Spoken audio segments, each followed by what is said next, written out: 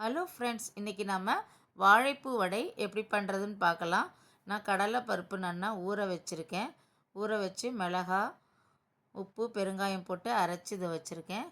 இதில் நம்ம கொஞ்சம் கொத்தமல்லி இலை போட்டுக்கலாம். நறுக்கி வாழைப்பூவை கொஞ்சம் வேக வச்சுருக்கேன், அதையும் இதில் எடுத்து போட்டுக்கலாம். போட்டு நல்லா கலந்து விட்டுக்கலாம்.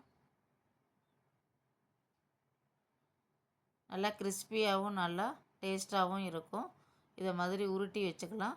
இப்போ நம்ம எண்ணெயில் போட்டு தட்டலாம். எண்ணெய் நல்லா காஞ்சிடுச்சு. இப்போ வடையை போட்டு எடுக்கலாம்.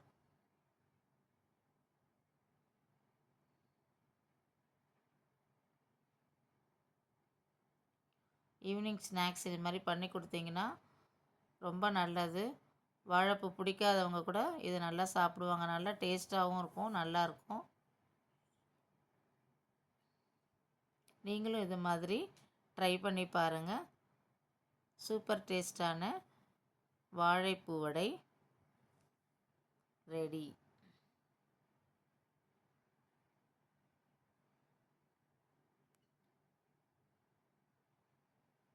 Thank you friends.